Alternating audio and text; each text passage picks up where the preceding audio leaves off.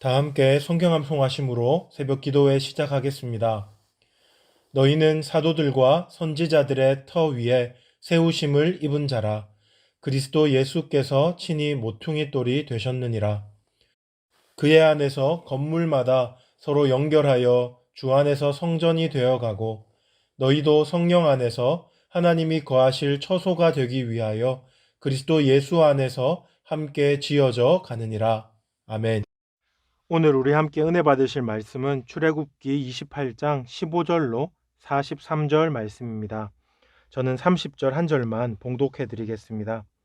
너는 우림과 둠밈을 판결 흉패 안에 넣어 아론이 여호와 앞에 들어갈 때에 그의 가슴에 붙이게 하라. 아론은 여호와 앞에서 이스라엘 자손의 흉패를 항상 그의 가슴에 붙일지니라. 아멘. 오늘 본문에는 대제사장의 옷 중 흉패와 겉옷 그리고 장식품에 대한 지침들이 소개됩니다. 또 후반부에는 일반 제사장들의 속옷에 대해서도 언급됩니다.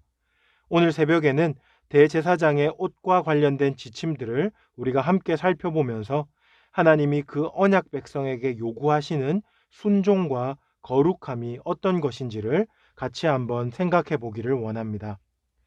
먼저 흉패와 관련하여 하나님께서 주신 지침은 15절에서 30절까지에 등장합니다. 여기서 우리가 눈여겨보아야 할 첫 번째 내용은 흉패에 4줄로 달린 12개의 보석들입니다. 17절부터 그 보석의 이름들이 쭉 나열되어 있고 21절 상반절에 보시면 이 보석들은 이스라엘의 아들들의 이름대로 12이라라고 말씀하십니다. 이로써 우리는 대제사장이 12지파 곧 이스라엘 백성 전체를 대표하여 하나님 앞에 나아간다는 것을 알 수 있습니다. 그런데 이 흉패에 붙은 보석들의 종류를 보시면 이는 요한계시록 21장에 기록된 천국의 기초석에 쓰인 보석들과 매우 흡사합니다. 그러므로 우리는 이 흉패에 붙은 이스라엘의 12지파 곧 하나님의 백성의 이름들이 단지 혈통적인 이스라엘만 국한되는 것이 아니라 예수 그리스도를 통해 구원받은 모든 백성 곧 영적인 이스라엘을 포함한다는 것을 알 수 있습니다. 그런가 하면 또 이 흉패와 관련하여 우리가 주목해야 할 것은 15절에서 이 흉패를 판결 흉패라고 부른다는 것입니다. 또 16절에 보시면 길이와 너비가 한 뼘씩 두 겹으로 네모 반듯하게 하고 라고 기록되어 있는데 이 흉패를 두 겹으로 만드는 이유는 그것을 주머니처럼 활용하여서 그 속에 우림과 둠밈을 넣기 위함입니다. 30절 상반절을 한번 보십시오. 너는 우림과 둠밈을 판결 흉패 안에 넣어 아론이 여호와 앞에 들어갈 때에 그의 가슴에 붙이게 하라. 여기서 우림과 둠밈이 무엇인지 아무런 설명이 기록되어 있지 않지만 일반적으로 성경학자들은 우림과 둠밈은 매우 매끄러운 돌멩이 같은 것으로 그것을 가지고 대제사장이 하나님의 뜻을 분별하는 데 사용했다고 말합니다. 이 두 개의 매끄러운 돌로 제비를 뽑아서 하나님께 일의 가부를 묶는 방식이었던 것 같습니다. 이런 방식은 어떻게 보면 매우 비과학적인 방법 같아 보입니다. 그러나 이것은 단지 확률과 우연에 의존하는 것이 아니고 살아계신 하나님께서 친히 명하신 방법으로서 하나님의 뜻이 가장 명확하게 드러나는 지점이라고 우리가 이해하는 것이 더 옳겠습니다. 그렇다고 해서 오늘날도 이런 방식으로 하나님의 뜻을 물어야 한다라고 말하는 것은 좀 무리가 있겠지요. 왜냐하면 이제 우리에게는 하나님께서 주신 66권의 성경이 있고 또 성경을 조명해 주시는 성령님이 계시기 때문에 그렇습니다. 이제 우리는 성경과 성령을 통하여서 하나님의 뜻을 분별할 수 있게 되었습니다. 그렇다면 여기서 우리가 주목해야 할 것은 무엇이겠습니까? 그것은 모든 일에 있어서 나의 뜻이 아니라 하나님의 뜻대로 순종해야 한다는 신앙적인 자세입니다. 하나님의 사람은 모든 선택에 앞서서 하나님의 뜻이 무엇인지를 분별하고 또한 그 뜻대로 순종하기 위해서 애쓰고 노력해야 합니다. 이제 두 번째로 겉옷과 장식품들에 대한 지침을 한번 살펴봅시다. 이것들에 대한 지침은 31절로 35절에 나오는데 여기서는 옷 가장자리에 다는 금방울에 대한 내용만을 한번 들여다보기를 원합니다. 33절부터 35절까지 제가 한번 읽어드리겠습니다. 그 옷 가장자리로 돌아가며 청색, 자색, 홍색 실로 성류를 수놓고 그 금방울을 간격을 두어 달되 그 옷 가장자리로 돌아가며 한 금방울, 한 성류, 한 금방울, 한 성류가 있게 하라. 아론이 입고 여호와를 섬기러 성소에 들어갈 때와 성소에서 나올 때에 그 소리가 들릴 것이라. 그리하면 그가 죽지 아니하리라. 이 말씀과 관련해서 오랫동안 잘못 전해 내려오는 이야기가 하나 있습니다. 그 이야기에 따르면 대제사장이 지성소에 홀로 들어가서 직무를 수행할 때 이 방울 소리에 의해서 제사장의 생사가 확인되는데 혹 방울 소리가 더 이상 나지 않으면 그가 죽은 것으로 보고 발목에 묶인 끈을 당겨서 시신을 끌어냈다는 그런 이야기입니다.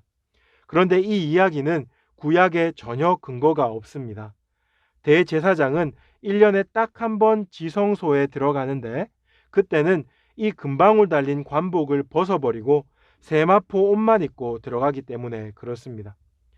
우리가 35절에서 방울 소리와 죽음을 연관지어 언급하는 것을 보았는데 그것은 하나님이 지금 명하시는 이 복식의 규정이 그만큼 하나님 앞에 중요한 것이라는 것을 강조하기 위함이라고 이해하면 옳겠습니다.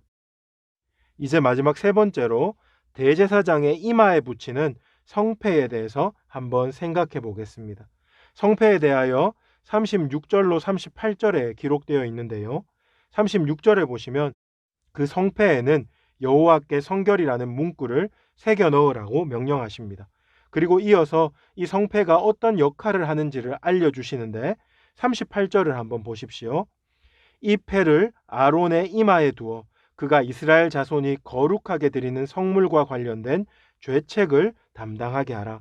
그 패가 아론의 이마에 늘 있으므로 그 성물을 여호와께서 받으시게 되리라.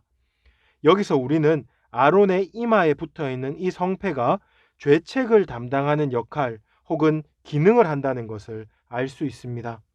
이 말에 대해서는 조금 설명이 필요합니다.